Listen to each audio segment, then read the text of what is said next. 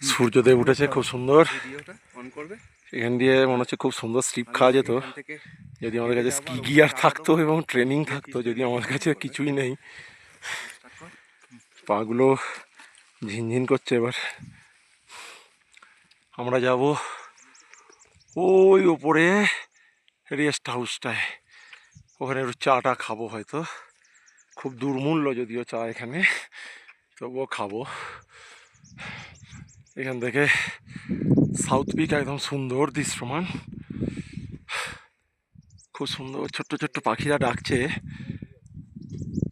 জানি না ফোনে কতটা সুন্দর আসবে, কিন্তু আমার কানে খুব শ্রুতিমধুর লাগছে। প্রকৃতির অদ্ভুত লীলা, বরফে ঢাকা, তার মধ্যেও জীবন, খুব সুন্দর। পিকগুলো একদম ক্লিয়ারলি ভিজিবল।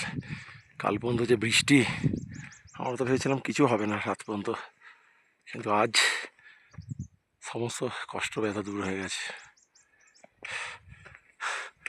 সমস্ত পিক যেন নিজেরা ধরা দিচ্ছে। হর হর শম্ভু, হর হর মহাদেব, ওম নমঃ শিবায়, নম পার্বতী পতায়, হর হর মহাদেব। এটা পবিত্র ফিস্টেল, বলা হয় গুরু রিম্পোচের বাসভূমি, সেই জন্যই পবিত্র পাহাড়ে ট্রেক বা ওঠা নিষিদ্ধ। যদিও বর্তমানে বেস ক্যাম্প যাওয়াটাও নিষিদ্ধ হয়েছে, কেন অতিরিক্ত তুষারপাতের কারণে প্রচুর ডেথ ঘটনা সামনে এসছে, যার জন্যে বন্ধ করা। বরফে বরফে ঢেকে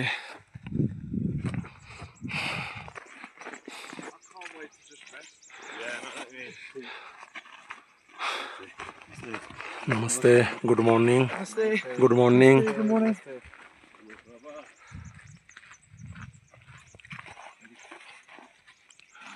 ওইখানে যাবো, ওই দূরে, এই রাস্তা।